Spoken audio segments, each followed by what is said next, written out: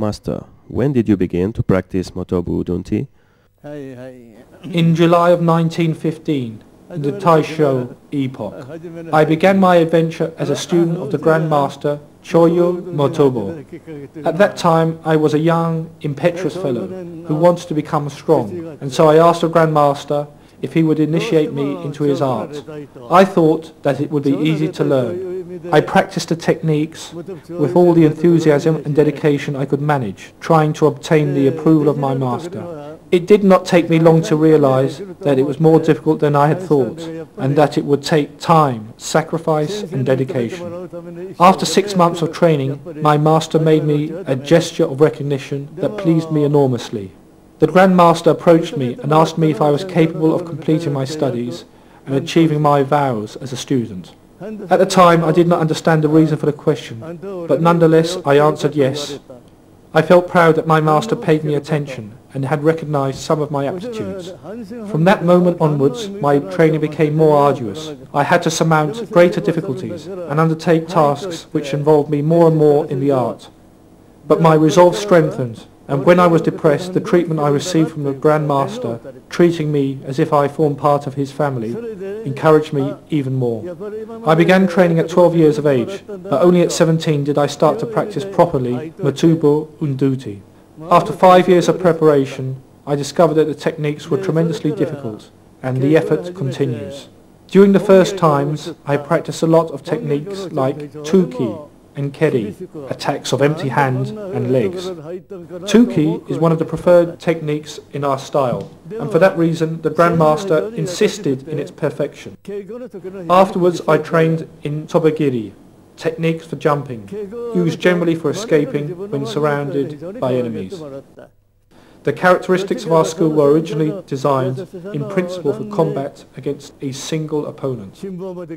My master insisted that we should not use fixed targets like rag dolls. These enemies cannot move, he said. One has to practice with an opponent that could move. When one practiced with a Grandmaster, it was noticeable that his stomach was as hard as a tire. All my punches were first absorbed and then bounced off. The master was a man of great strength who made real technical advances. During the first 5 years, I only practiced tuki, keri, itobigeri. I used to go to the cemetery because it was a place particularly tranquil, where people did not often visit. Was there something special in the training session? When I reached 20 years of age, I began my hardest training in the winters. I used to train on the beach. I used to get into the water up to my neck, but my posture had to remain still. I looked towards the horizon, and I used to sing and shout. I sometimes had to swallow the salt water, and the cold attacked my body, but I used to train like that 3 times a week. It was dangerous to do it every day, since it could damage the respiratory system. These training systems were made during November, December, January, and sometimes in February. At first, I used to wear a scarf around my neck. The Grandmaster noticed it and told me that I should train with greater serenity and dedication. I therefore changed my attitude and took off the scarf before entering the water. I believe that this training strengthened me a great deal, since I'm 93 years old and have never had a cold. I keep myself in shape and still train with my students. This is due without doubt to the fact that I have never abandoned the daily training session and that I have faithfully followed the designs and teachings of the Master. Until when do you expect to train? My desire is to continue training my students until I reach 100 years of age, or while I can walk by my own means, so that I can pass on all the legacy of my Master to generations of new students. I would like to say to my students and to all the experts in martial arts that the teachings are not mine. I am merely passing on the techniques of my master, Choyo Motobu. Those that wish to learn have to train with vigor, so as to learn the true spirit of Udunti. The techniques of Udunti are direct and forceful. They belong without doubt to a period when the defense was more important than the flourishes of these sporting styles. What is your attitude to combat? My master insisted a great deal on this point. He told me that Udunti is a technique for killing. Its applications are mortal, and so they should not be used except for saving life. The practice of Bujutsu is very positive, but one cannot disregard other aspects of life, such as healthy relationships and family life. There exists a large number of written articles about the techniques, movements, styles, and mental states of martial arts. It is fairly easy for me to judge if the content of these articles is authentic or false, since with my age I have seen not only many things, but I have passed through the different stages of learning martial arts. It is very important that students are able to select an adequate master. I had vision in this respect. Afterwards, one only has to follow the discipline assiduously on a daily basis. It worries me, the fact that recently many masters of karate die extremely young. Previously, it was not like that. I believe that there must be errors in their training. Their training does not permit them to remain physically healthy. I believe that they tend to tense excessively their bodies and legs during the daily training sessions, and as a consequence they develop arthritis and other health problems. In olden times, training was very different. During the training sessions we used to stretch our backs. We would raise our shoulders, stretch upwards our arms and then downwards, expelling the air. Natural breathing was very important for correctly doing Bujutsu. Among the techniques practiced in this school is Tinu Mutu.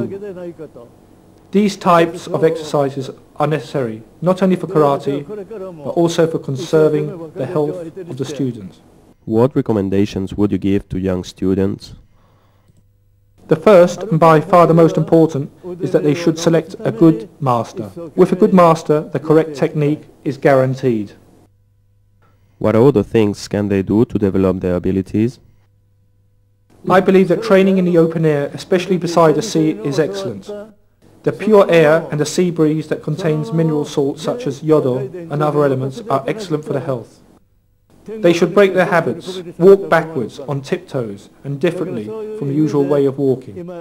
Techniques like Ushiro, Yukimi, back position, allow the development of positional sense and space, as well as forming strength in the lower stomach. If they practice this at least once a week, then they will be able to develop, like me, a robust health. During the recording of the video, your vitality and the sharpness of your movements have surprised us. What is the secret for reaching this level, if there is a secret? I have known during my life a number of people with a natural talent for Bujutsu, people with a happy disposition, and I have known other people who without these talents have with time reached the level of master.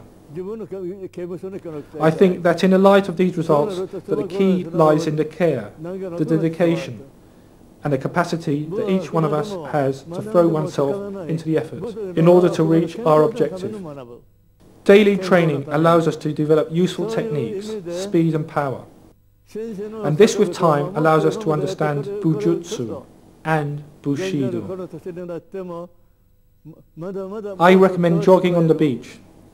As well as the pure air, another value is that it is beneficial for the student to exercise alone, motivating himself, thereby developing his own sense of will, and this maintains us in good health. I rise every day at 4:30 in the morning. In the city the air is dirty, but at this time it is less contaminated, so I go up to the roof of my house to breathe. I train every day, and having trained I like to drink a beer. It is important that the students realize that cold drinks are not healthy, and that they should not drink soft drinks when training. I drink beer, or natural orange. The first helps you to sweat and cleanse oneself by sweating out the toxins.